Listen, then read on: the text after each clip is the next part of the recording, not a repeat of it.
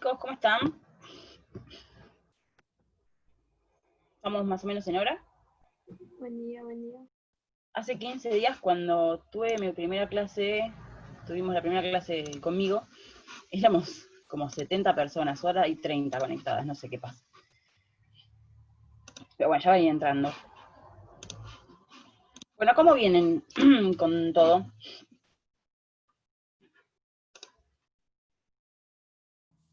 Bien. ¿Bien? ¿Van organizados? ¿Problemas de algún tipo?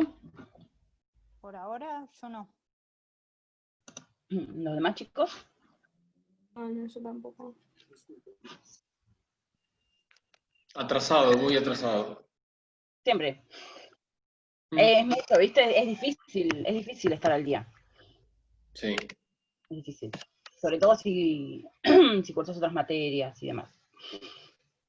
Pero bueno, es así. Les va a pasar con todas las materias de la facultad. Cuanto más avancen, más cantidad de texto hay para leer. Bien, bueno. Acá me están diciendo que todo lo que es a partir de persona humana en adelante no parece complicado, lo anterior un poco más. Está bien.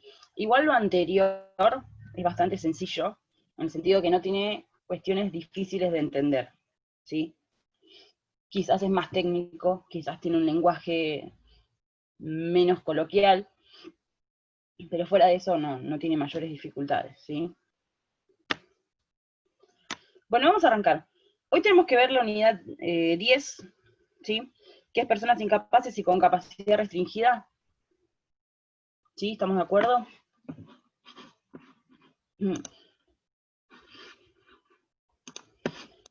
Bueno, vamos a ver. Ustedes ayer vieron la unidad 8 y antes de eso tuvieron el tema de persona humana, que pide acá la unidad 7 del programa. Bueno, vamos a ver. ¿Qué estuvieron viendo de persona humana? ¿Qué leyeron? ¿Qué escucharon en los audios? ¿Qué entendieron? ¿Qué ideas tienen al respecto? Vamos a hablar un poco. Prendan los micrófonos y comenten.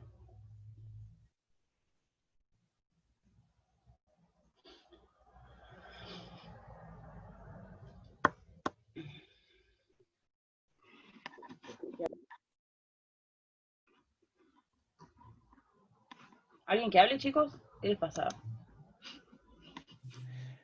Podemos encontrar a la persona humana en el artículo 19 del código.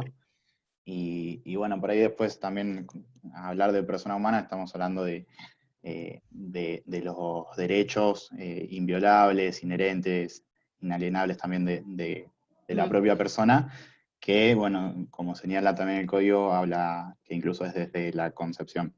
Y que bueno, más allá de la raza, sexo, color, religión o lo que sea, todos tenemos igual dignidad por el solo hecho de ser personas. Bien. ¿A ustedes qué les parece?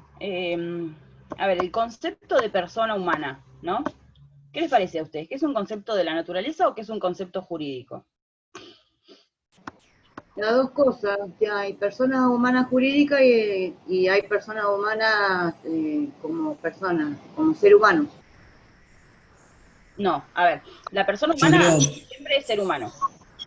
¿Sí? Sí, por eso, persona humana es ser humano, pero también en la parte jurídica está la persona jurídica. ¿Tiene que ver con la naturaleza? ¿Cómo? ¿Sofía? ¿Que tiene más que ver con la naturaleza, la persona humana? Yo creo que es un término jurídico porque sería el término con el que se relaciona el derecho, al ser una ciencia social, a partir ya desde el papel central que toma las regulaciones del derecho.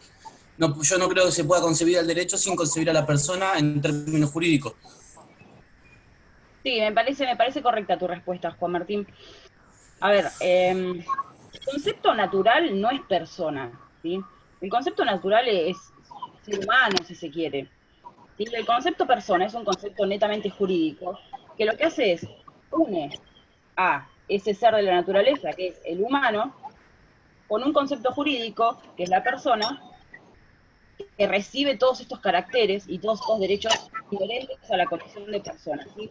Pero en realidad el concepto de persona es un concepto jurídico, no existe la persona en el mundo natural, sino que es un concepto creado por el derecho que imputa a ese ser humano ciertos derechos y ciertas obligaciones, ¿sí? ¿Queda clara esa distinción? Es decir, en la naturaleza el término persona no existe, es una creación del derecho, para justamente asignar todo este cúmulo de derechos y obligaciones, ¿sí?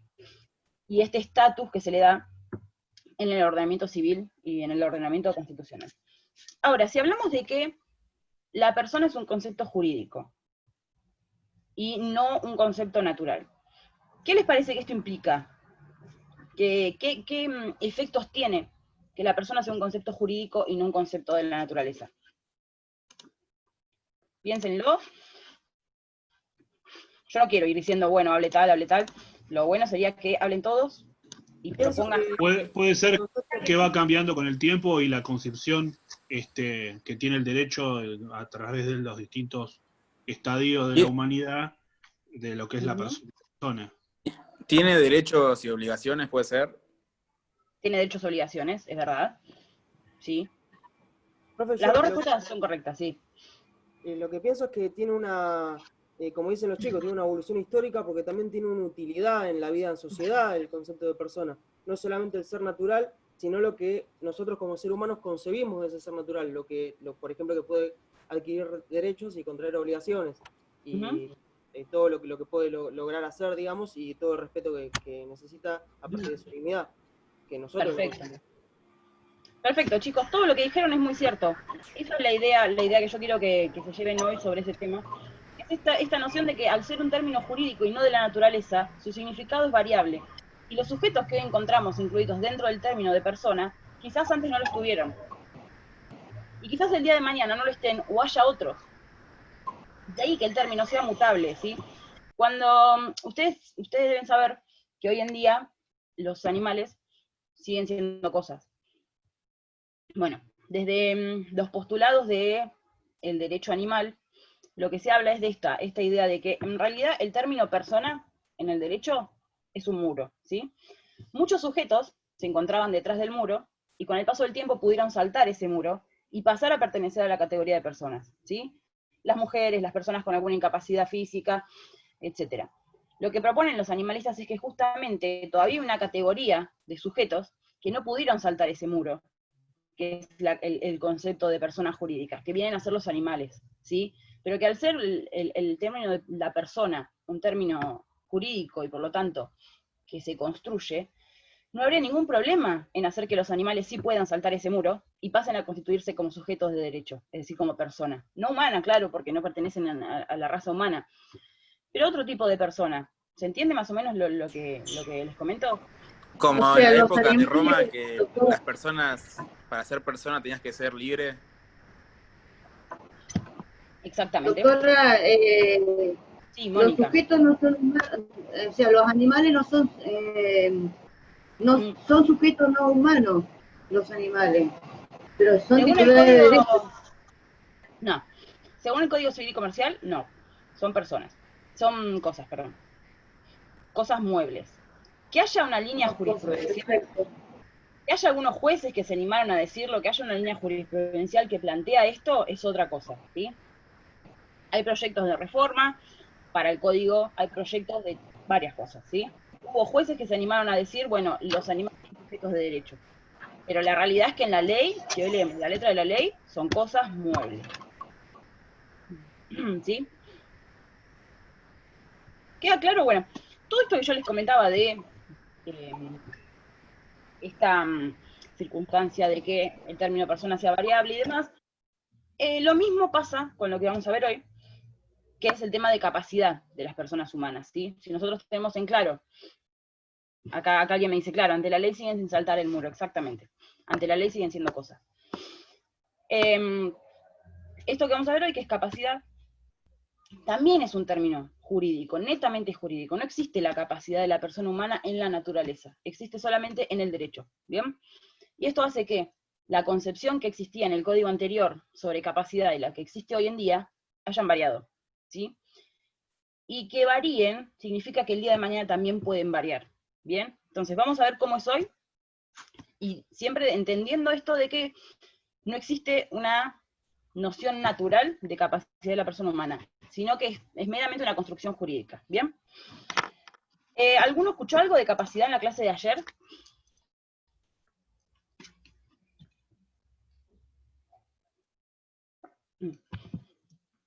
Ayer vieron atributos, ¿no? Sí, capacidad recibida, capacidad de derecho y ejercicio. Capacidad de derecho, de ejercicio, capacidad de restringida, de incapacidad. Bien. De adquirir y ejercer derechos. Muy bien. Bien, vamos a arrancar con este tema hoy. Ustedes ayer vieron conceptos generales, hoy vamos a ver cómo es el régimen puntualmente en el Código Civil Comercial, ¿sí? Esto lo van a terminar mañana no, la semana que viene, que van a ver lo que es el juicio de restricción de capacidad, y también van a ver con el titular una unidad que es niños, niñas, adolescentes, que se engancha con este tema, ¿sí? Yo hoy no voy a hablar ni del juicio ni de niños, niñas, adolescentes, lo vamos a mencionar por arriba y nada más, ¿sí? Les voy a poner para compartir la diapositiva.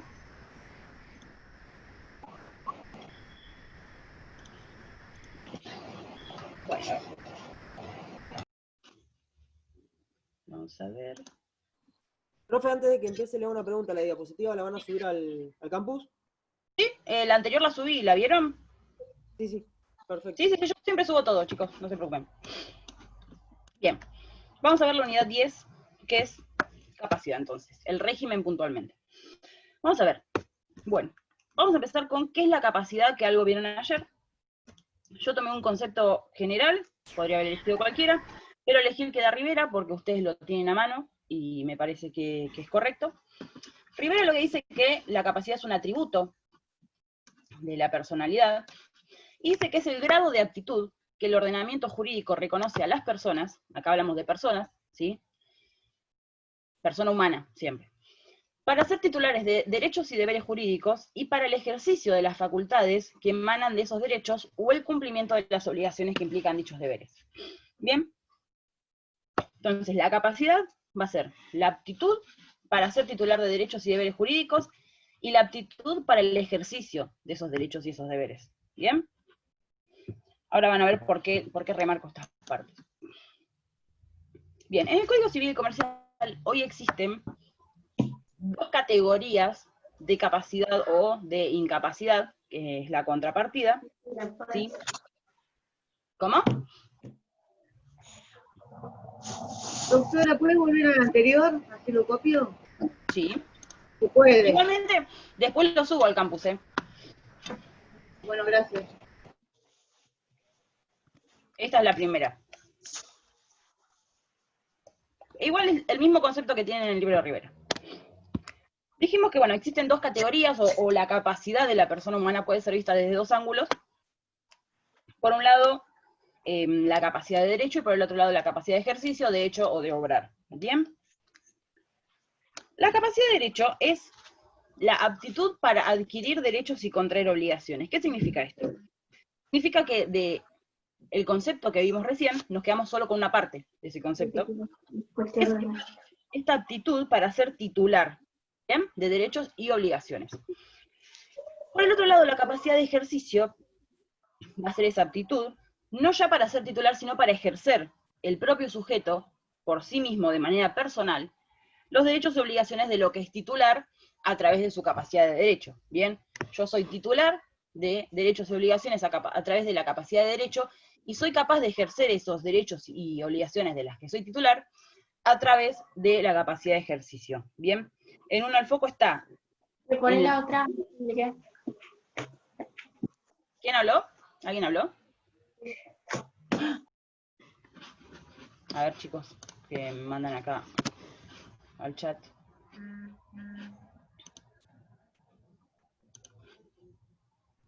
A alguien no le funciona la cámara, está bien. Dijimos, el foco en una entonces está puesto en la posibilidad de ser titular o de adquirir y en el otro está puesto en la posibilidad de ejercer todos aquellos derechos y obligaciones de las que se es titular. Bien, entonces si volvemos a la primera definición, que hablamos de Rivera, vamos a ver que la definición tiene dos partes, ¿sí? Por eso me gusta también la definición de Rivera. La primera parte, que les marqué en violeta, se refiere a la capacidad de derecho, este ser titulares de derechos y obligaciones o deberes jurídicos, y la segunda parte se refiere a la capacidad de ejercicio, que habla de, bueno, el ejercicio de las facultades que emanan de esos derechos o el cumplimiento de las obligaciones que importan dichos deberes. ¿Bien? ¿Queda claro hasta acá? Díganme si hay alguna duda. Sí, profe. Bien. Voy a iniciar ahí. Vamos a ver. ¿Qué les parece a ustedes? ¿Cuál les parece que es la finalidad de que exista esta concepción de capacidad? ¿O cuál le parece que es la finalidad de que ciertas personas tengan esta aptitud para ejercer derechos y otras personas no la tengan, o la tengan de alguna manera restringida? ¿Cuál es la finalidad o cuál sería el fundamento para ustedes de que la ley disponga esto? Por lo que habíamos dicho en la clase pasada, era por un lado no lesionar al individuo mismo, y por otro lado no contrariar a la sociedad en general.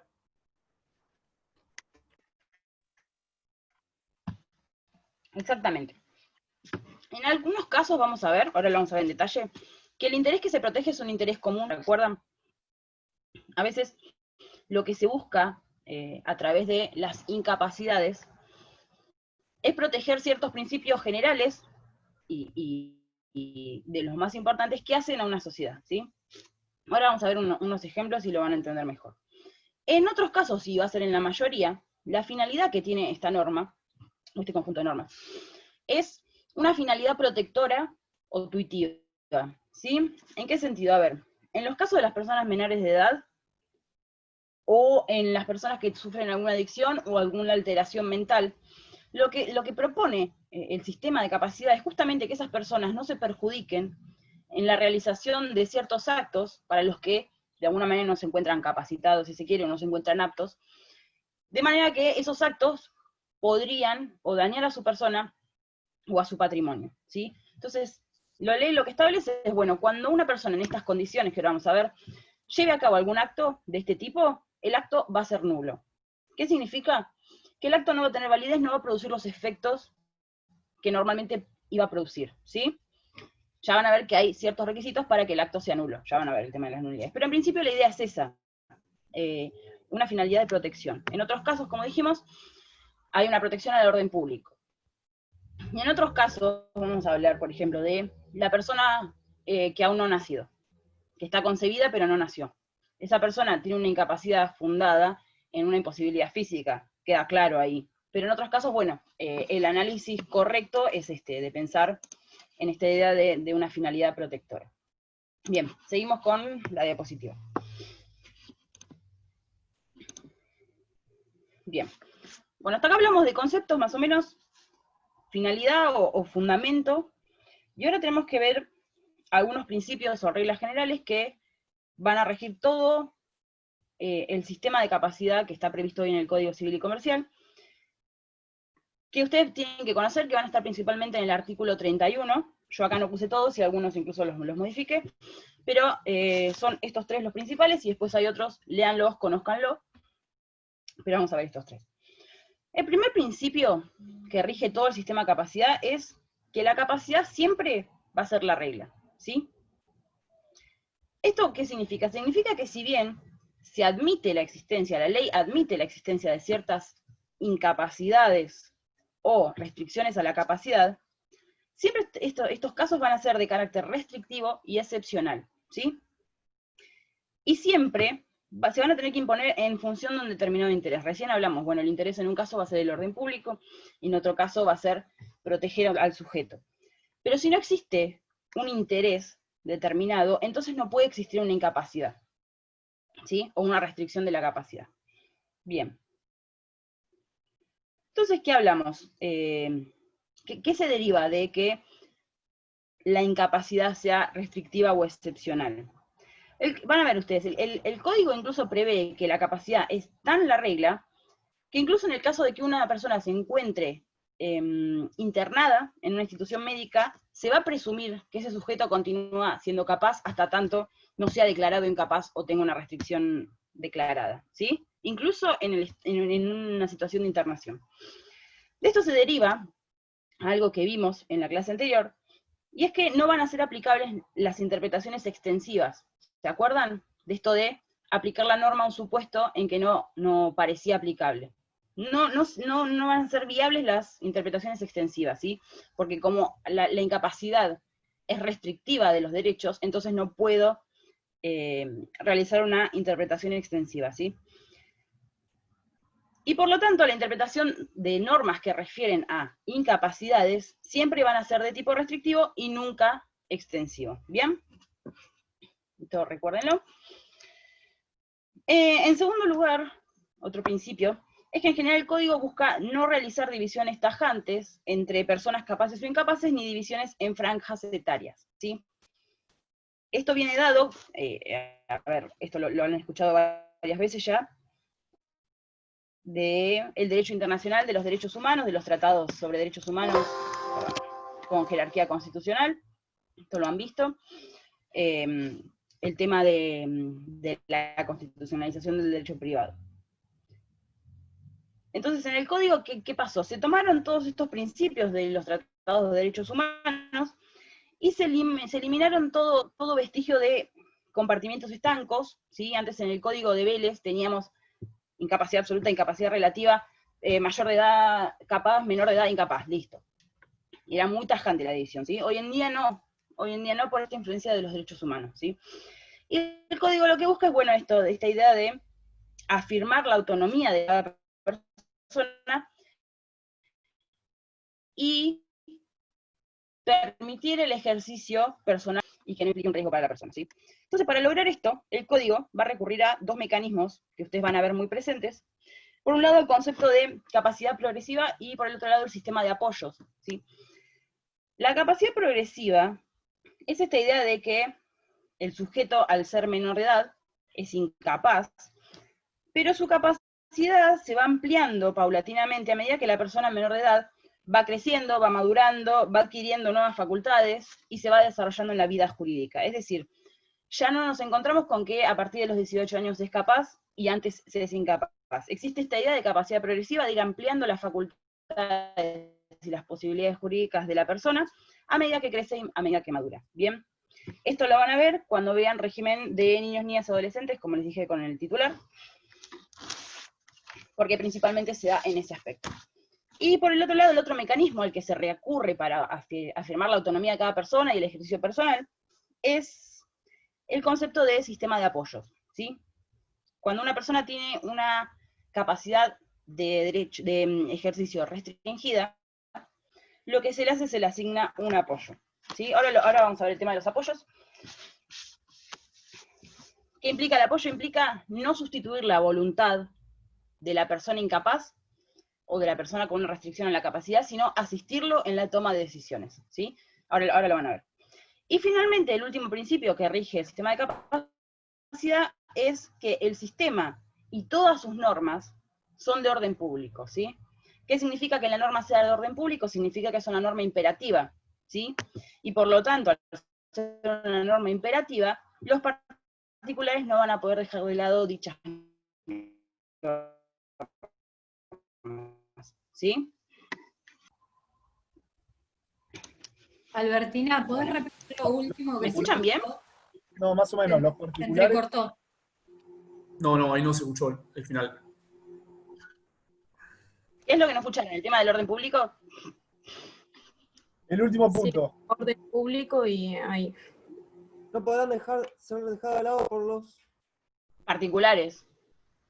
Vamos a recordar esto. Teníamos las normas imperativas y las normas supletorias, ¿sí?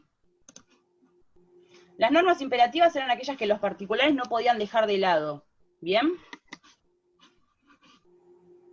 Dentro de las normas imperativas teníamos las normas de orden público, que eran aquellas que afectaban principios de los más importantes del ordenamiento jurídico, ¿sí? Acá yo lo que les mencioné es que estas normas acerca del régimen de capacidad o de incapacidad son normas de orden público, por lo tanto son normas imperativas, y al ser normas imperativas no pueden ser dejadas de lado por los particulares, ¿sí? ¿Queda claro ahí? Bien, sí. Sí. Sí, sí, ¿Me sí, escuchan escucho. bien? Díganme si en algún momento se corta. Bien. Bueno, seguimos. Vamos a pasar ahora de los dos tipos de capacidades que les mencioné. Vamos a pasar primero a la capacidad de derecho y después vamos a ver la capacidad de ejercicio, ¿sí? Bien. La capacidad de derecho la vamos a encontrar en el artículo 22 del Código Civil, que dice que toda persona humana goza de la aptitud para ser titular de derechos y deberes jurídicos, dice.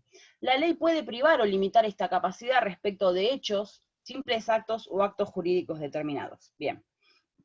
Entonces yo les armé ahí un cuadrito con lo más importante que tienen que ver.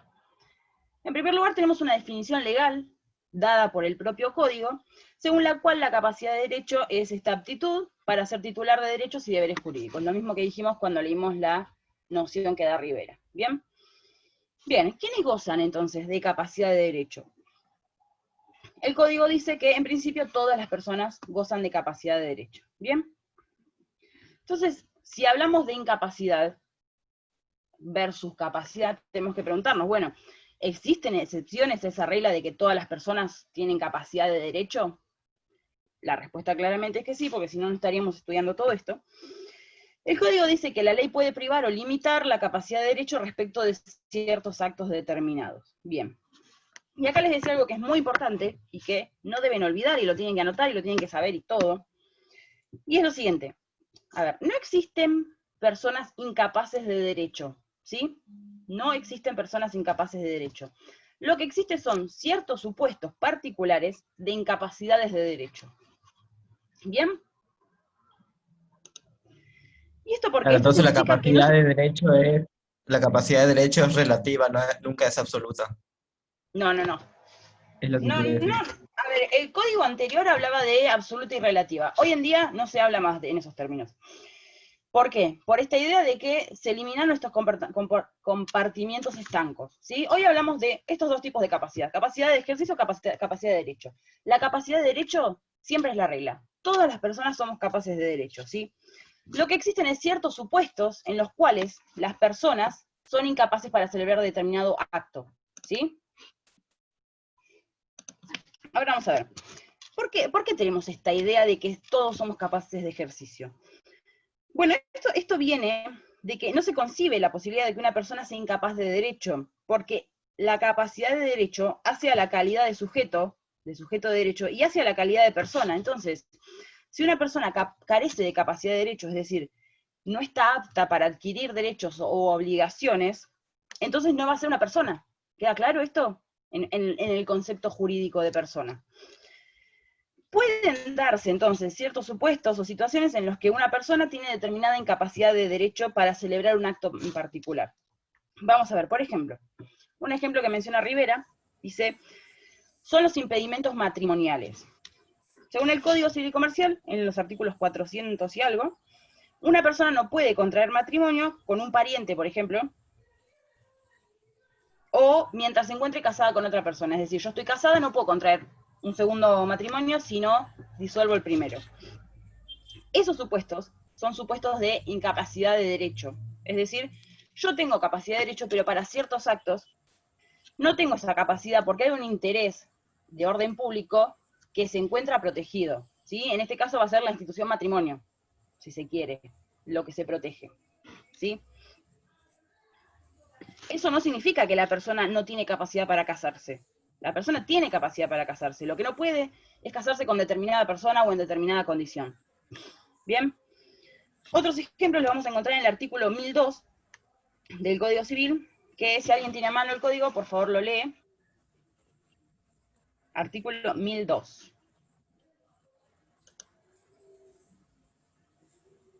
Otro ejemplo de incapacidad de derecho. ¿Quiere que Hola, lea? yo lo tengo acá. Ah, bueno. El 1002. 1002. Bueno, dice, inhabilidades especiales. No pueden contratar en interés propio. Los funcionarios públicos respecto de bienes de cuya administración o enajenación están o han estado encargados. Los jueces, funcionarios y auxiliares de la justicia, los árbitros y mediadores y sus auxiliares respecto de bienes relacionados con procesos en los que intervienen o han intervenido. Los abogados y procuradores respecto de bienes litigiosos en procesos en los que intervienen o han intervenido. Los cónyuges bajo el régimen de comunidad entre sí. Las albaceas que no son herederos no pueden celebrar contrato de compraventa sobre los bienes de las testamentarias que estén a su cargo. Bien. Hay un inciso, por ejemplo, que habla de los abogados, ¿no? Buenísimo, yo soy abogada. Yo no puedo contratar respecto de un bien. ¿Esto significa que yo soy incapaz para contratar? ¿Les parece que significa eso? No, claramente es una inhabilidad especial. Sos parte del proceso. Exactamente, es una incapacidad de derecho, porque yo no tengo esa capacidad para contraer un derecho o una obligación respecto del bien de un cliente, ¿sí? Pero eso no significa que yo no tenga capacidad para contratar. Yo puedo contratar, lo que no puedo es en determinado caso, no puedo celebrar determinado acto. Eso es un claro ejemplo de incapacidad de derecho, ¿bien? Y el otro que les dije, bueno, el tema de los impedimentos matrimoniales. Entonces, dijimos que las incapacidades son de tipo restrictivo y que siempre se van a imponer en protección de un determinado interés. Entonces, ¿qué es lo que se va a proteger cuando se impone una incapacidad de derecho?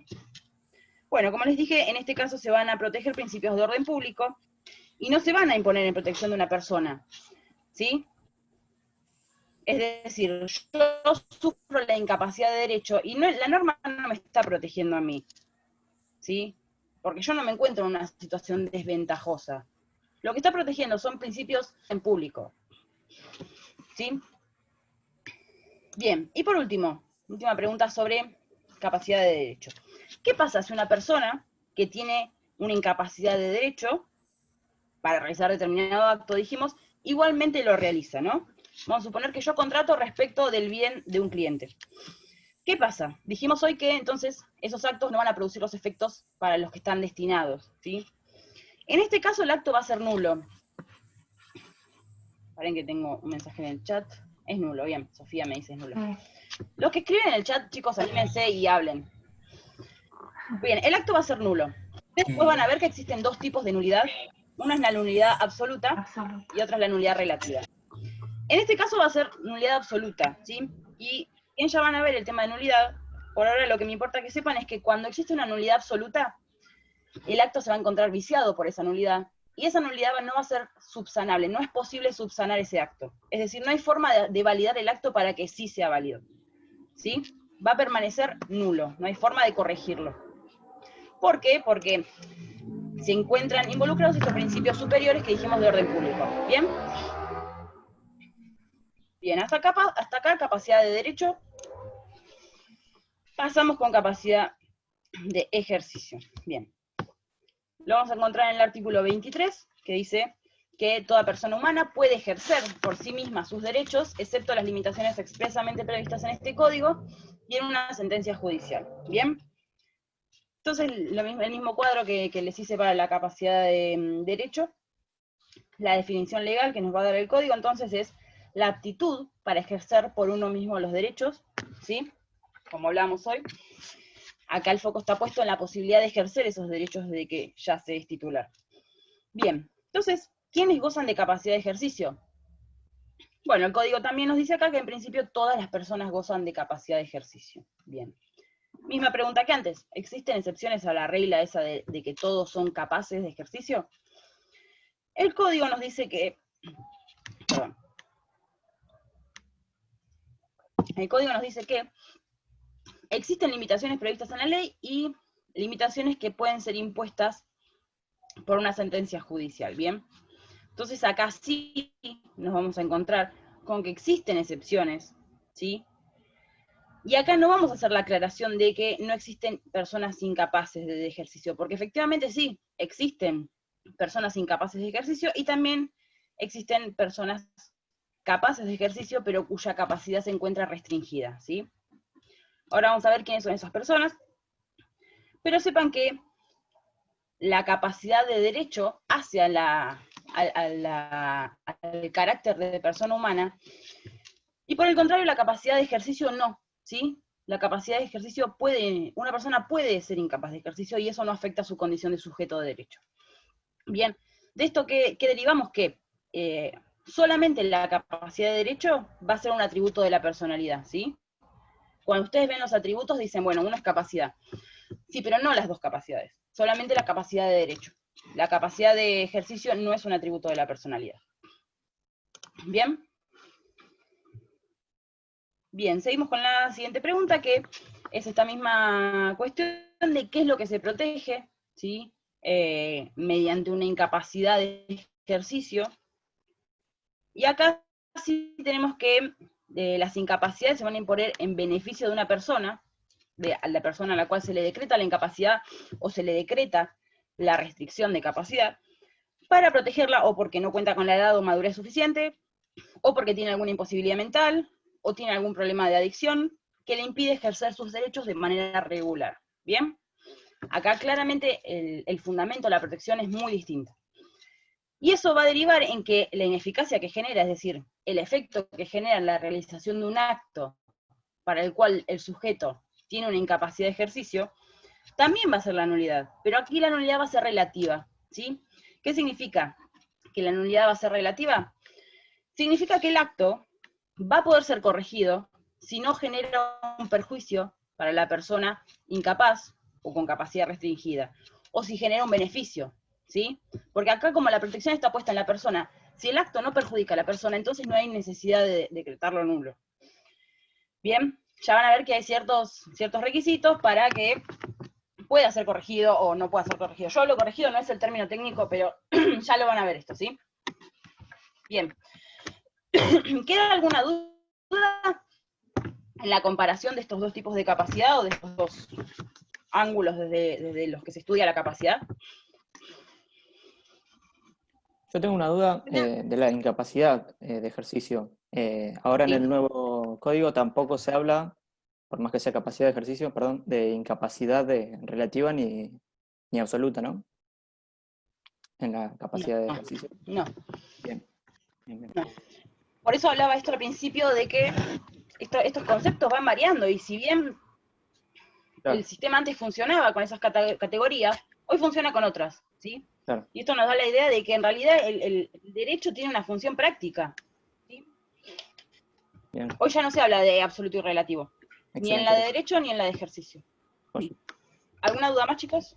Doctor, ¿algún En la ejemplo de nulidad comparación. relativa? ¿Un ejemplo de nulidad relativa? Sí, por favor. Vamos a suponer, ahora van a ver ejemplos, pero vamos a suponer que tengo cierto padecimiento mental, ¿sí? Y un juez me decreta una incapacidad de ejercicio. Me declara incapaz de ejercicio, ¿no? Y en la sentencia dice, bueno, yo, por ejemplo, Albertina Chermeli no puede o tiene incapacidad para celebrar contratos de compraventa sobre inmuebles, ¿sí? Yo entonces no tengo capacidad para realizar ese acto. Si sin embargo yo lo llevo a cabo y hago una compraventa de un inmueble, el acto va a ser nulo, pero una nulidad relativa. ¿Por qué? Porque si ese acto jurídico, que es la compraventa de un inmueble, a mí, que soy la incapaz, me beneficia, entonces no hay necesidad de que la ley lo repute nulo. ¿Se entiende? Sí. Porque el interés que tiene la ley en esta imposición de una incapacidad es protegerme a mí. Pero si el acto que yo tengo vedado no me genera un daño, entonces ¿por qué lo vamos a decretar nulo? ¿Sí? Entonces el acto va a ser nulo, pero puede ser corregido, o puede ser validado, si se quiere, si a mí me genera un beneficio o no me genera un perjuicio. ¿Se entiende esa idea? Sí. Gracias, doctor. Bien. Ahora vamos a ver mejor eso, ¿sí? Bueno, vamos a seguir. No sé qué pasa, hoy me dice que a veces tengo conexión inestable, así que está raro. Si se corta o algo me avisan, ¿sí? Bien. Ahora nos vamos a quedar exclusivamente con la capacidad de ejercicio, ¿sí? La capacidad de derecho no tiene mucho más nada. Alguien me dice acá que levantó la mano. Si quiere hablar, hágalo.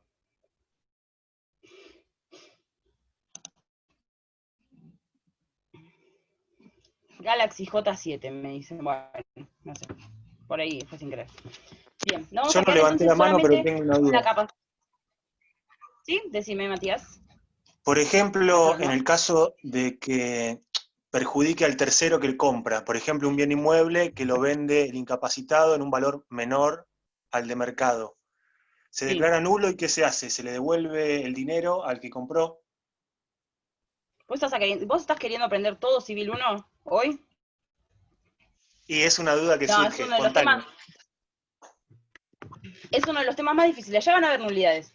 Es una de las últimas bolillas del programa, ¿sí? Ya van a haber nulidades, los efectos que genera, todo.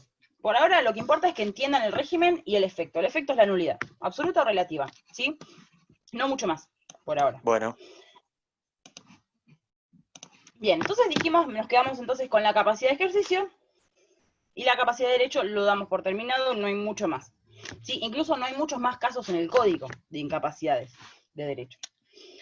Bien, entonces dijimos que existen excepciones al principio general, que es la capacidad de ejercicio, por lo tanto nos encontramos con personas que tienen restringida su capacidad o que son incapaces, ¿sí? El código entonces vamos a encontrar dos supuestos. Por un lado, las personas con capacidad restringida, ¿sí? Siempre hablando de capacidad de ejercicio, chicos. Las personas con capacidad restringida van a conservar su capacidad general, pero sin embargo se les va a restringir la capacidad para determinados actos. Entonces, estas personas son capaces de ejercicio. Sin embargo, hay ciertos actos que tienen vedado, o que tienen restringidos, ¿sí? Y por el otro lado nos vamos a encontrar con las personas incapaces de ejercicio, ¿sí? En este caso es al revés. Es la persona con una incapacidad de ejercicio es totalmente incapaz, ¿sí? No va a poder realizar ningún acto por sí solo, por sí mismo, ¿sí? Entonces, en el primer caso, la persona conserva la capacidad, pero se le restringe para algunos actos, y en el otro caso tiene una incapacidad absoluta, si se quiere. Y acá no hablo de absoluta relativa, digo absoluta en el sentido de que abarca todos los actos, ¿sí? Sin embargo, bueno, pueden llegar a tener alguna excepción, pero ahí vamos a ver quiénes son cada uno, ¿sí? Porque el código dice, bueno, son estos.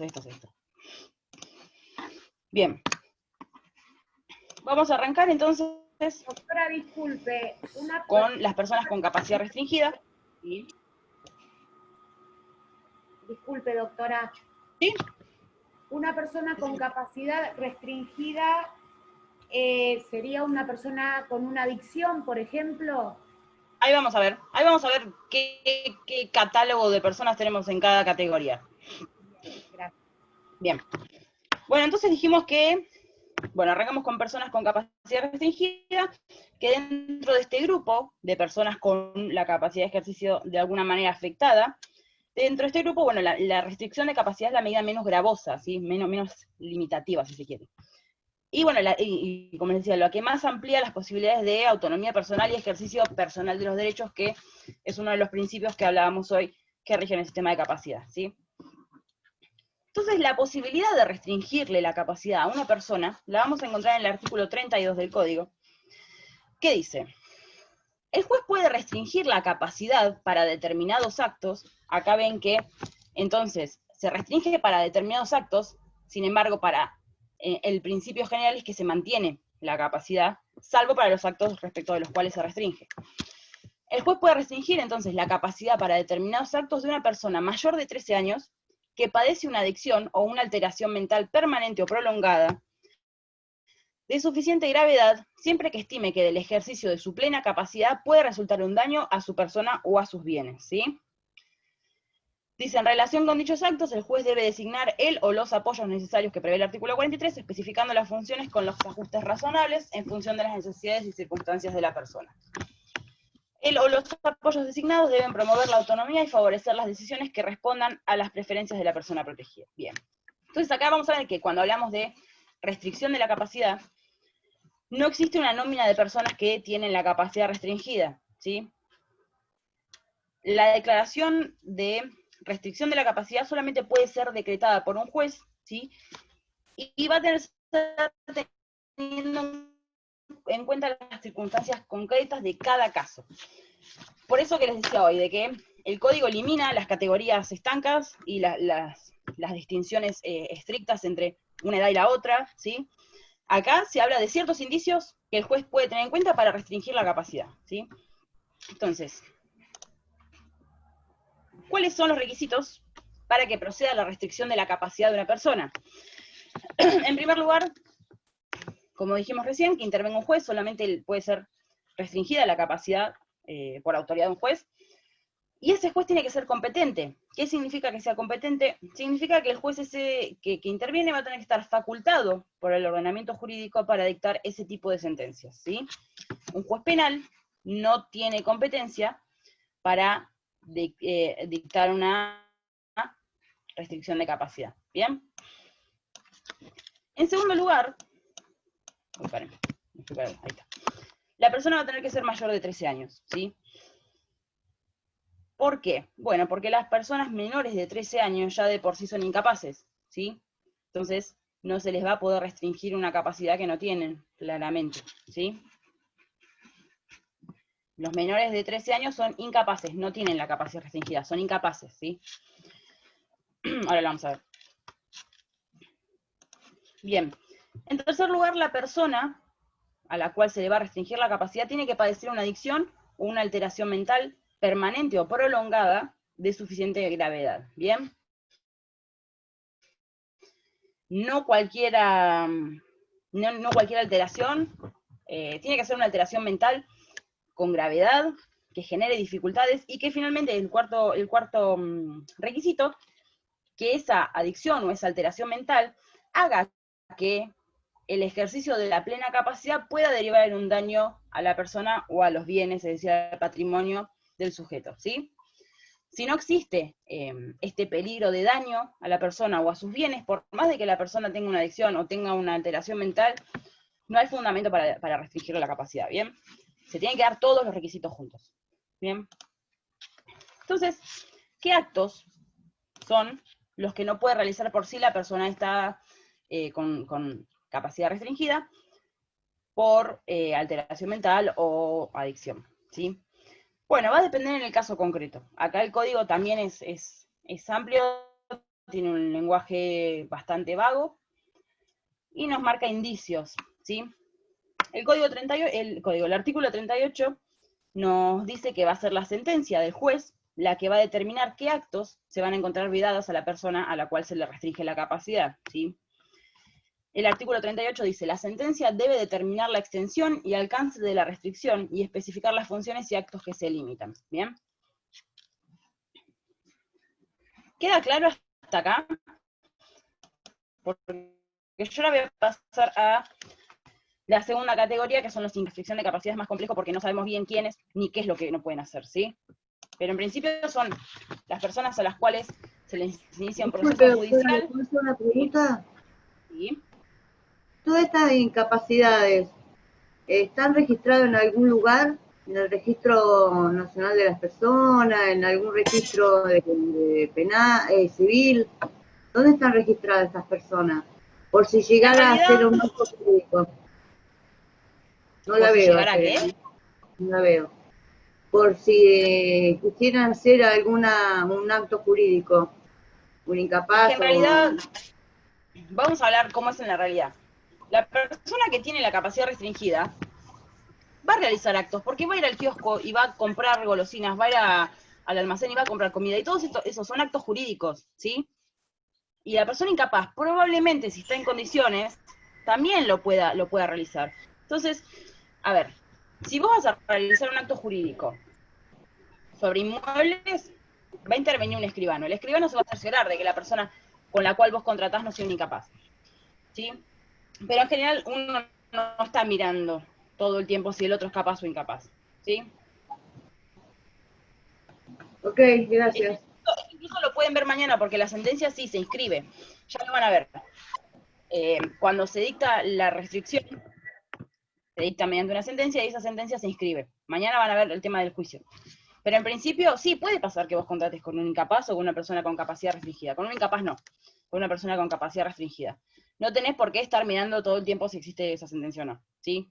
Ahora, cuando interviene un escribano, cuando intervienen otras personas en el medio, existe cierta seguridad de que no va a pasar nada, ¿sí? Ahí en el libro, perdón, ahí en el libro lo que decía era que quedaba inscripto en las provincias. Entonces generaba algunas controversias porque al no estar inscrito por nación, podría ser que se vaya a otra provincia y venda, no sé, un vehículo, por ejemplo. Sí, puede pasar. Lo que pasa, el problema no es de, a ver, el registro civil es de la provincia, ¿sí? Si vos vas a casarte, bueno, a casarte no. El registro civil es provincial, ¿sí? Entonces, cuando yo inscribo esa sentencia, claro que lo inscribo en el registro de la provincia de Buenos Aires.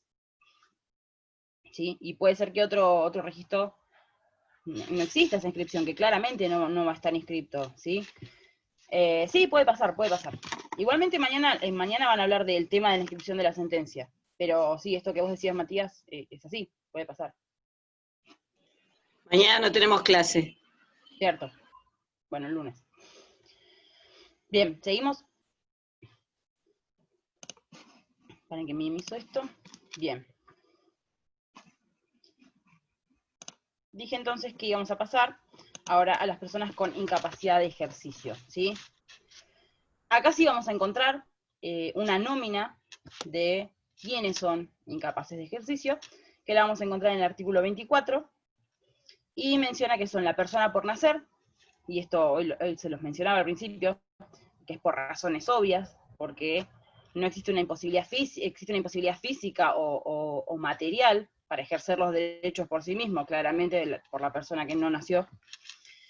En segundo lugar, la persona que no cuenta con edad o grado de madurez suficiente, dice con el alcance dispuesto por el Código en los artículos 25 a 30, que en este caso, en este inciso, vamos a encontrarnos con los niños, niñas y adolescentes, ¿sí? Que les dije que van a estudiar con el titular próximamente. Pero si bien después lo van a estudiar en profundidad, tengan en cuenta que, según este artículo, los niños, niñas, adolescentes participan o pertenecen a la categoría de personas incapaces de ejercicio, ¿sí? Con ciertas distinciones que van a encontrar en los artículos 25 a 30, pero en principio son personas incapaces de ejercicio, ¿sí? Y finalmente, el tercer caso de personas incapaces de ejercicio, se habla de la persona declarada incapaz mediante sentencia judicial, ¿sí? Lo mismo que en el caso de la restricción de capacidad. Y dice en la extensión dispuesta en la decisión, en la sentencia, ¿sí? En este caso, tengan en cuenta, como les dije al principio, que la incapacidad decretada por el juez se va a imponer siempre en protección de la persona, ¿sí? ¿Lo recuerdan eso? Bien.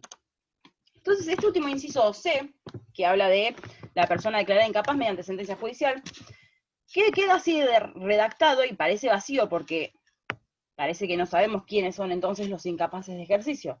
Bueno, nos lleva nuevamente al artículo 32, que hoy ya leímos, pero no leímos el último párrafo, que nos dice en qué caso se puede declarar la incapacidad de ejercicio de una persona mediante una sentencia judicial, ¿sí? El artículo 32 al final nos dice que por excepción, cuando la persona se encuentra absolutamente imposibilitada de interaccionar con su entorno y expresar su voluntad por cualquier modo, medio o formato adecuado, y el sistema de apoyos resulta ineficaz, el juez puede declarar la incapacidad y designar un curador. Bien. Entonces, en este artículo, ¿qué nos encontramos? Nos encontramos que va a ser excepcional, como dijimos hoy, que la declaración de incapacidad va a ser la última ratio, es una medida de carácter excepcional, y es la última opción. Y nos encontramos con los requisitos que tienen que darse para que una persona se halla en condiciones de ser declarada incapaz de ejercicio, ¿sí? Tengo un chat, a ver. Alguien en estado vegetativo puede ser, exactamente, sí. Una persona que de estas condiciones, que se encuentra imposibilitada de manifestar su voluntad, de interactuar con el entorno, ese podría ser un ejemplo.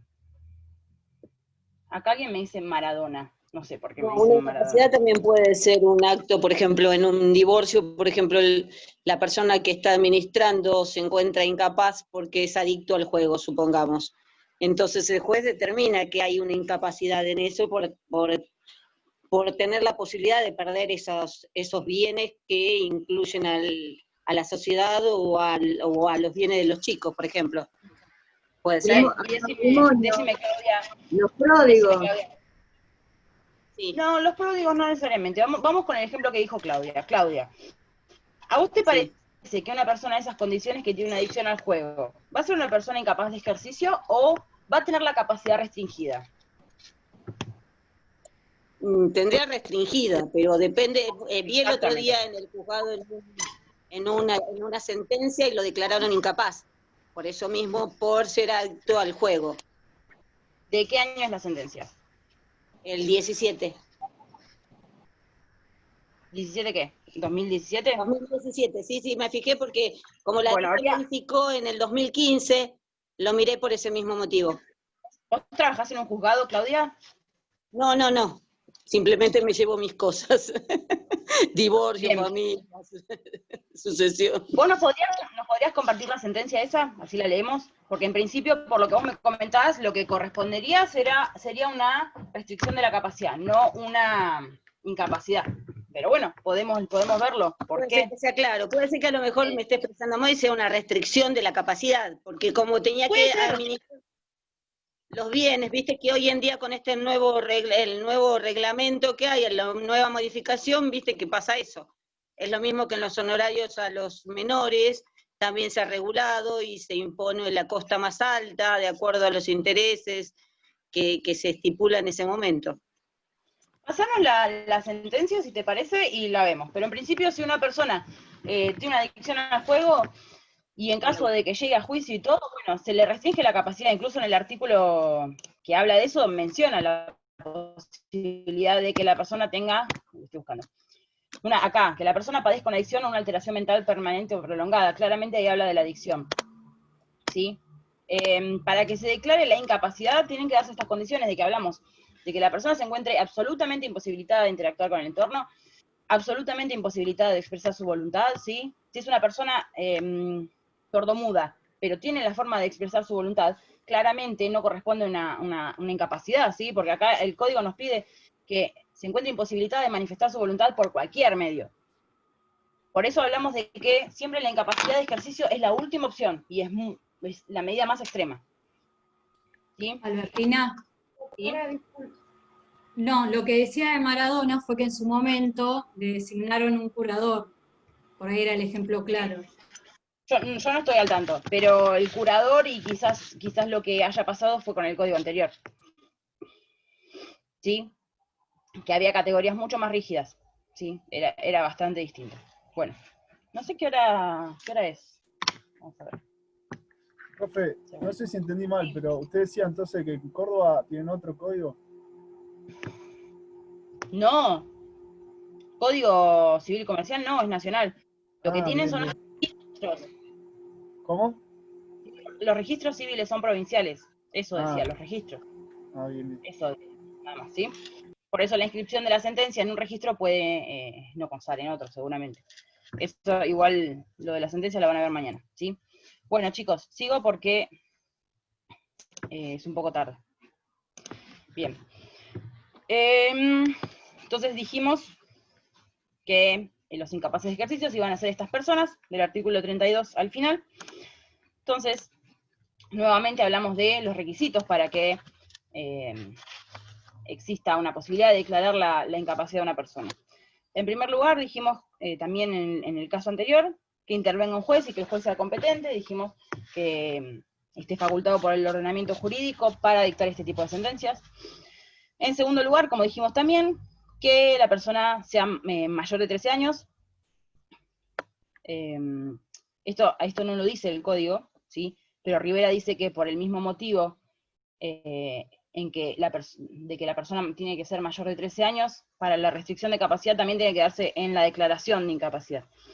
Por esto de que antes de los 13 años ya se es incapaz, entonces no existe la posibilidad de restringir, de declarar la incapacidad, perdón. En tercer lugar, dijimos que la persona se encuentra absolutamente imposibilitada de interactuar con el entorno, expresar su voluntad, por cualquier medio, modo, formato, dice. Entonces acá vemos, como dijimos, que ya el requisito no es la existencia de una adicción o de una alteración mental permanente o prolongada, sino que se requiere un estado, de mucha mayor gravedad, ¿sí? Que impida a la persona interactuar con el medio. Y finalmente el último requisito es que el sistema de apoyo resulte ineficaz. Ahora vamos a ver lo que es el sistema de apoyo, ¿sí? Bien, a ver. Entonces, en este caso, ¿no? Dijimos, personas incapaces, teníamos la persona por nacer, menores de edad, niños, niñas, adolescentes, y la persona con estas condiciones que se le decreta la incapacidad mediante una sentencia. Entonces, en este último caso, ¿cuáles son los actos que la persona incapaz no va a poder realizar de manera personal o por sí mismo? Profe, una consulta, estoy siguiendo las clases con el libro de Rivera, también saco el Código Civil y Comercial. Chicos, siempre tienen que leer el Código Civil y Comercial, siempre. Bueno, ¿cuáles son los actos que no va a poder realizar entonces la persona incapaz de ejercicio? En principio, la incapacidad implica la incapacidad de ejercicio, no la restricción, sino la incapacidad, digo, implica la imposibilidad de realizar cualquier acto. Pero en este caso nos dice el artículo 38 que la sentencia que declare la incapacidad debe determinar la extensión y alcance de la restricción y especificar las funciones y actos que se limitan, ¿sí? O sea, el juez tendría que decirlo. Exactamente. Y dice este detalle que no es menor, dice, procurando que la afectación de la autonomía personal sea la menor posible. Es decir, si el juez puede, el juez entiende que hay ciertos actos que se le pueden permitir a la persona incapaz de ejercicio, entonces debe permitirlos, ¿sí? Porque siempre el norte que debe llegar al juez en este tipo de procesos es la autonomía de la persona y ampliar las posibilidades de un ejercicio personal de los derechos, ¿sí? Entonces, si tenemos una persona en ciertas condiciones que quizás califican para una declaración de incapacidad total, pero hay ciertos actos, por pequeños que sean, que el juez considera que puede realizar, entonces tiene que permitir que los realice, ¿sí? Bien. Entonces dijimos que va a ser entonces la sentencia según el artículo 38. Entonces, decimos que existen ciertos actos que tanto los incapaces como las personas con capacidad restringida no van a poder realizar de manera personal o por sí mismos. Entonces la pregunta es, ¿de qué manera sí van a poder ejercer esos actos o realizarlos? ¿Sí? Bueno, lo van a poder realizar mediante un sistema de protección. El sistema de protección, en el caso de las personas con capacidad restringida, va a ser a través de asistencia, a través de apoyos, que hoy les mencioné el tema del apoyo. Ahora vamos a ver qué es. Y en el caso de las personas incapaces, esos actos que se les encuentran vedados los van a poder realizar mediante un régimen de actuación a través de un representante legal. ¿Bien? Entonces vamos a ver, en el caso, dijimos, de la persona con capacidad restringida, los actos que se le encuentran vedados los va a poder realizar mediante un sistema de apoyos. El artículo 102, ¿sí?, nos dice que las personas con capacidad restringida son asistidas por los apoyos designados en la sentencia respectiva, ¿sí? Y el artículo 43 define a los apoyos como cualquier medida de carácter judicial o extrajudicial que facilite a la persona que lo necesite la toma de decisiones para dirigir su persona, administrar sus bienes y celebrar actos jurídicos en general. ¿Sí? Los apoyos pueden confiarse, entonces, el rol de apoyo puede confiarse en personas o en instituciones.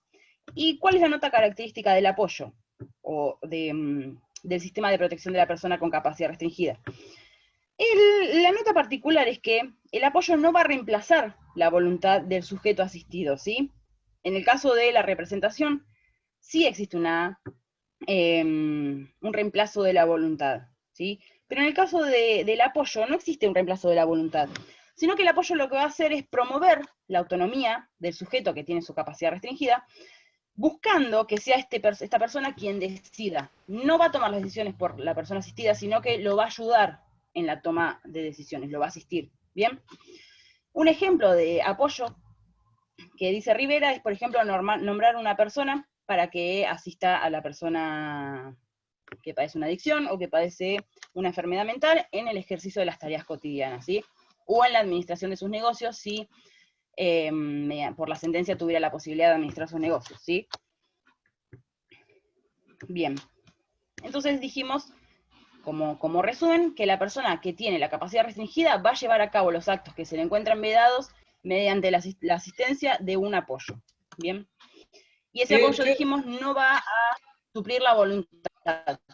Al contrario, lo va a asistir y la voluntad que va a importar va a ser la de la persona con la capacidad restringida.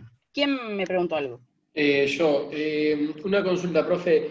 ¿Qué organismo, digamos, extrajudicial puede establecer el apoyo en este caso? En realidad, el que decide el apoyo va a ser el juez, ¿sí? El juez va a decir, bueno, a tal persona necesita este tipo de apoyo. Ahora, el rol del apoyo se le puede confiar a una institución, ¿sí? Se puede ordenar que la persona con la capacidad restringida concurra a determinada institución todos los días, cada tantos periodos, ¿sí? Y que dicha institución lo asista, o se puede confiar ese rol en una persona particular, como dijimos el caso de una persona con una enfermedad mental que necesita asistencia en la administración de sus negocios o en la realización de las tareas cotidianas, ¿sí? Entonces, puede ser que el rol del apoyo lo cumpla un organismo del Estado, o puede ser que lo cumpla un particular, ¿sí? Eso lo va a decir el juez. Perfecto. Gracias. Eso no significa que la declaración sea extrajudicial, la declaración siempre es judicial, ¿sí? Y siempre mediante el juez competente, pero el rol del apoyo se puede confiar en un organismo del Estado o en una persona particular, o en una institución no estatal, en una ONG. ¿Cómo? Profe, ¿y qué sería una persona particular? ¿Un familiar de la persona? ¿Es un familiar? Sí, o como te digo, una persona que lo asista en las tareas de la casa. Un acompañante terapéutico. En particular es una persona que no pertenece al Estado, si se quiere. ¿Sí? Ok. ¿Sí? ¿Queda claro esta idea de que no existe una representación, sino una asistencia? ¿Eso queda claro? Es lo más importante. Bien. Minimizo y... Bien, entonces dijimos que para el caso de las personas incapaces, el sistema de protección va a ser el régimen de representación, ¿sí? Dijimos que, recordemos que las personas incapaces son las del artículo 24, que son la persona por nacer, el menor de edad, y la persona declarada incapaz mediante una sentencia judicial. Y los actos que no puede realizar por sí mismo van a ser llevados a cabo a través de sus representantes, ¿sí? Esto lo dice el artículo 100, como les pongo ahí, que dice, las personas incapaces ejercen por medio de sus representantes los derechos que no pueden ejercer por sí. ¿Bien? Y la enumeración de quiénes son los representantes legales de los incapaces, la vamos a encontrar en el artículo 101, que dice que de las personas por nacer son sus padres, de las personas menores de edad, no emancipadas sus padres. Dice, si faltan los padres o ambos son incapaces o están privados de la responsabilidad parental o suspendidos en el ejercicio, el tutor que se les designe. Y dice, de las personas con capacidad restringida, él o los apoyos designados cuando, conforme a la sentencia, estos tengan representación para determinados actos, ¿sí? Y de las personas incapaces, en los últimos términos del artículo 32, en los términos del último párrafo del artículo 32, el curador que se los nombre, ¿bien? Entonces tengan en cuenta este último inciso del artículo 101, que habla de representación en el caso de personas con capacidad restringida. ¿Sí? Acá dijimos que en principio las personas con capacidad restringida no tienen un régimen de representación, sino de asistencia, ¿sí? Por eso, en una primera lectura parecería raro lo que dice el artículo en ese sentido. Pero este artículo lo que está haciendo es permitir que en el caso de que sea necesario, el juez pueda otorgarle al apoyo la facultad de representación para determinados actos, ¿sí? ¿Queda clara esta idea? ¿Se entendió esta distinción? Doctora, ¿cuál es la diferencia entre tutor y curador? Acá le está diciendo, el tutor es respecto de las menores de edad, el curador es respecto de las personas con capacidad restringida, de las personas incapaces, perdón, ¿sí? Gracias. Igual, ¿ustedes no vieron ayer tutela y curatela? No. ¿No vieron nada de eso? No. Igual lo tienen en el libro, pero tampoco tiene mayor importancia, en general las funciones son muy similares, ¿sí? Profe, te hago una consulta. Sí. Si una mujer tiene un hijo, ¿no? La responsable es ella, ¿no? Pero los padres, como dice acá el artículo, pero si no sabe quién es el padre, ahí iría a un caso de filiación, primero, para saber quién es, y luego después... Vamos a ver, con el nacimiento, a ver, la filiación respecto de la madre, Es por el está claro en parto. el parto, ¿sí? Sí, sí. Bien. En el caso de que la mujer se encuentre casada, va a ser Sí. el cónyuge o la cónyuge de la madre, quien sea el otro progenitor, ¿sí? En caso de que haya que la mujer no esté casada, el cónyuge va a tener que reconocer ese menor, ¿sí? En el caso de que no lo reconozca, ¿cómo lo reconoce? Bueno, en la inscripción en el registro, ¿sí? Cuando se inscribe el nacimiento, se dice de quién es hijo. En caso de que uno de los progenitores no lo reconozca, entonces ese menor, ese niño, va a tener un único vínculo filial, ¿sí? Mientras tenga un solo vínculo filial, el único representante legal va a ser esa persona que lo reconoció. ¿Sí? Perfecto. Si luego efectúa el reconocimiento por parte del padre, o, estamos hablando del padre porque es el caso más común, pero saben que no es el único caso que puede darse en el código. Si se da el reconocimiento por parte del padre, o existe un juicio de filiación en el cual la madre, en representación del hijo, exige el reconocimiento por parte del padre, y existe una sentencia que ordena la inscripción del otro progenitor como padre del menor, entonces a partir de ese momento van a haber dos representantes legales, ¿sí? Bien, perfecto. ¿Ya vieron esto?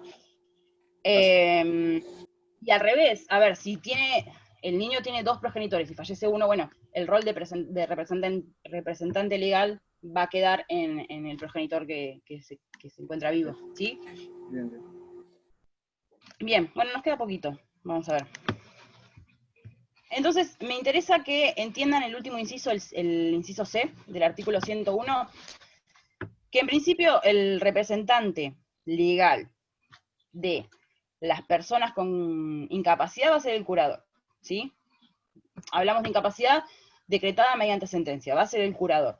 Y en el caso de que tengamos una persona con capacidad restringida, no va a haber un régimen de representación, va a haber un sistema de apoyos, pero, por el inciso C del artículo 101, el juez tiene la posibilidad de, a ese apoyo, otorgarle facultades de representación para determinados actos, ¿sí? ¿Queda claro? A ver, el apoyo que tenga facultades de representación lo va a poder representar solamente en los actos que indique la sentencia, queda claro eso. Respecto de los demás actos, podrían ser? Por ejemplo, en general, un acto que es muy complejo es el tema de la compraventa de inmuebles. Por ejemplo, puede ser que el apoyo no tenga facultades de representación, sino de asistencia en las tareas cotidianas y demás, pero que específicamente el juez decida que si la persona con capacidad restringida quiere comprar o vender un inmueble, entonces el apoyo va a tener una función de representación, ¿sí? Entonces allí va a ser, el que preste el consentimiento va a ser el apoyo, haciéndolo en representación de la persona con capacidad restringida. ¿Sí? Se entendió, se entendió. Bien. Buenísimo. Pero recuerden esta idea de que en principio los apoyos no son facultades de representación. ¿Sí? Bien. Queda lo último, que es el tema de la intervención del Ministerio Público en los procesos judiciales sobre declaración de incapacidad o restricción de la capacidad, ¿sí? Y en este sentido se dice que la representación de los incapaces es dual, porque si bien el código nos dice que la representación es ejercida por sus representantes legales, que son los que enumeramos recién, a su vez se va a complementar esa representación con la actuación del Ministerio Público, ¿sí? Y el artículo 103 nos dice esto, nos dice que la actuación del Ministerio Público respecto de personas menores de edad, incapaces o con capacidad restringida, y de aquellos cuyo ejercicio de capacidad requiera de un sistema de apoyo, puede ser en el ámbito judicial, complementaria o principal. Esperen que tengo un chat.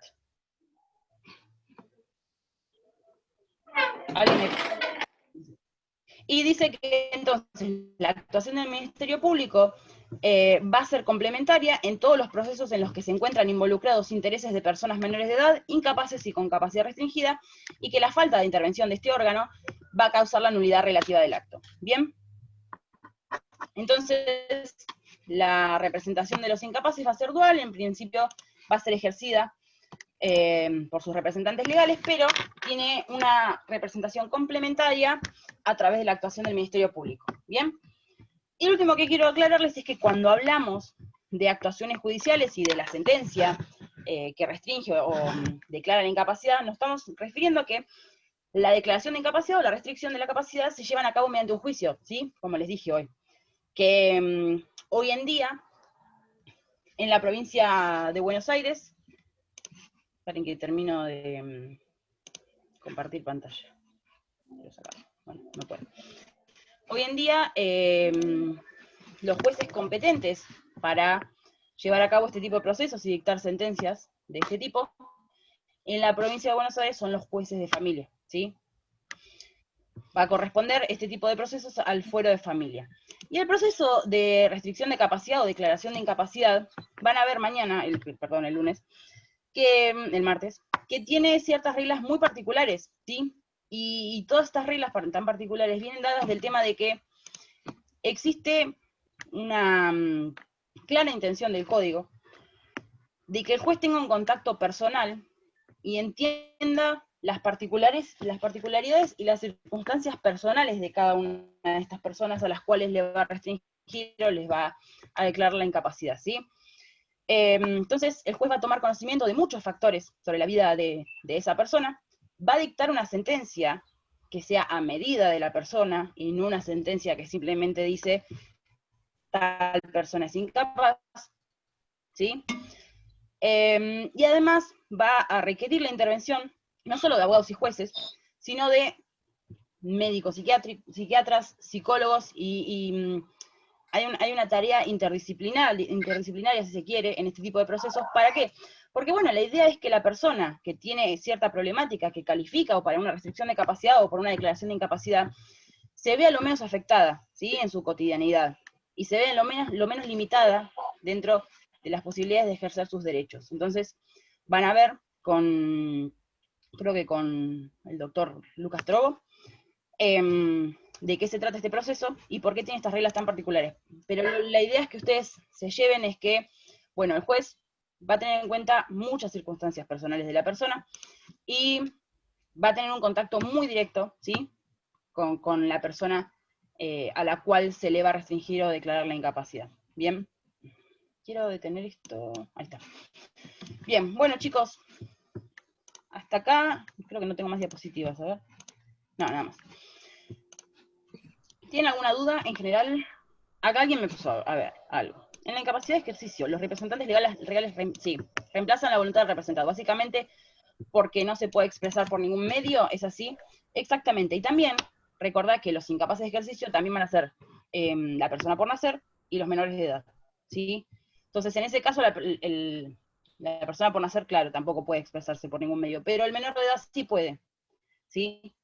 Sin embargo, un nene de 10 años, ¿sí?, puede expresarse por sus propios medios, sin embargo, tiene una incapacidad clara, salvo para algunos actos que después van a ver cuando vean el régimen de niños, niñas y adolescentes, ¿sí? Y en ese caso, la representación no va a ser fundada en que no puede manifestar su voluntad, sino que carece de edad y grado de madurez suficiente, ¿sí? Y en el caso de la persona por nacer, también hay una imposibilidad de manifestar la voluntad, ¿sí? A ustedes les debe parecer raro esto de que la persona por nacer pueda adquirir derechos y obligaciones, ¿no? Pero vamos a pensar esto. Ustedes dijeron hoy que la persona, el concepto de persona, se inicia desde la concepción, ¿no? Entonces vamos a suponer que una mujer está embarazada, ¿sí? El niño no nació todavía. Y en el periodo del embarazo fallece el otro progenitor del niño, ¿sí? Ese niño, que aún no nació, va a heredar a su padre, ¿sí? Va a heredar a su padre, con la condición de que nazca con vida. Ustedes deben haber visto eso del comienzo de la existencia de las personas, siempre que la persona nazca con vida. Pero durante ese periodo que dura el embarazo y que aún no nació con vida, en principio, va a ser ese niño el que va a heredar a su padre, ¿sí?, con la condición de que nazca con vida. Entonces, claramente, existe esta posibilidad de adquirir derechos y obligaciones. No existe la posibilidad de ejercerlos por esa persona. Por eso los va a ejercer su representante legal, que va a ser la madre, ¿sí? ¿Queda claro esta idea de la persona por nacer y la adquisición o derechos y obligaciones? Alguien acá me puso el aborto. ¿Qué me quieren decir? Tenemos 10 minutos más si quieren hacer alguna pregunta, si no ya cerramos con esto. Lo que puse con respecto al aborto es que también existe con la ley argentina, todavía que no fue sancionada, la protección del menor, o sea, del bebé al no nacer, de que no se puede practicar de manera legal, al menos hay que pedir, si surge algo, hay que pedirle permiso al juez en caso de ser algún hecho, como por ejemplo una violación, o un menor violado, por ejemplo una niña de 11 años, o puede ser, por ejemplo, por una X enfermedad. O sea que el aborto hay que pedir permiso al juez para poder ejercerlo. Por mutuo propio no lo puede hacer. En realidad la protección a la persona por nacer no está en el hecho de que esté prohibido el aborto, sino que está en el artículo del Código Civil y Comercial que ustedes leyeron sobre el comienzo de la existencia de la persona. En realidad ahí está la protección, ¿sí? Ahí está la protección. Y con respecto al tema del aborto, en realidad no hay que pedir la autorización al juez, ¿sí? En principio, la Corte Suprema de Nación, hace algunos años en el fallo FAL, que lo habrán escuchado, dijo que en los casos en que el Código Penal permite el aborto, no debe judicializarse, no es necesario solicitar autorización al juez, sino que cada provincia debe tener un formulario de tipo de declaración jurada en el cual manifieste que se haya contemplado a esa persona en alguno de los casos que permite el Código Penal, y que con esa manifestación de voluntad, con carácter de declaración jurada, debiera bastar y el sistema de salud público debe practicar el aborto. Que haya provincias que no tienen este protocolo, que haya provincias que no tienen este formulario de declaración jurada y que haya médicos que no lo realizan es otra cosa, ¿sí? Pero la orden desde la Corte Suprema de Nación en el fallo FAL fue esa. No sabía, gracias. Bien. Yo tengo una pregunta. Chicos, ¿alguna duda más? Sí. Tengo una pregunta, en el caso de algún incapaz o con capacidad restringida que tenga la intención de contraer matrimonio, ¿cuál sería ahí el tema? A ver, depende del caso, ¿sí? Los menores de edad, vas a ver el tema del matrimonio cuando veas menores de edad, emancipación, ¿sí? Eso lo vas a ver. Ahora, el tema de una persona con capacidad restringida hay que ver la sentencia, por esta idea de que en realidad conserva la capacidad salvo para aquellos actos que se encuentren vedados por la sentencia. Si la sentencia no dice nada respecto del matrimonio, entonces puede celebrar el matrimonio, ¿sí? Ahora, si es una persona con una incapacidad total, que no puede manifestar su voluntad, entonces claramente no va a poder contraer el matrimonio, ¿sí? Porque el acto matrimonial requiere de la manifestación de una voluntad, de prestar el consentimiento para casarse. Si la persona no puede manifestar su voluntad, entonces no puede. Quedó claro que si el juez no lo especifica, está permitido todo lo que no está prohibido. Claro, sí. Es así, sí. Y los menores ya lo vas a ver, pero en principio existe la emancipación por matrimonio. Si a cierta edad un menor de edad quiere casarse, bueno, entonces adquiere la mayoría de edad, o la capacidad plena. ¿Sí? Ya lo van a ver con más detalle. ¿Alguna duda más?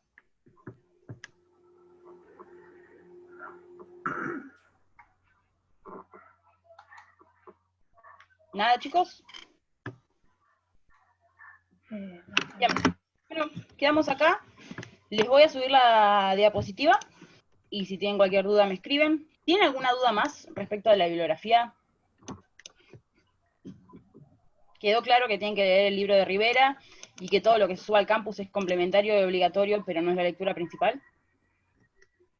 Sí, sí. Buenísimo.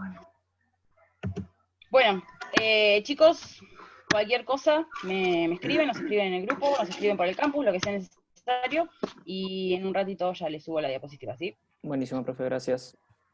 Gracias. Gracias. Chao. Muchísimas gracias. Gracias, profe. Chao. Gracias, chicos.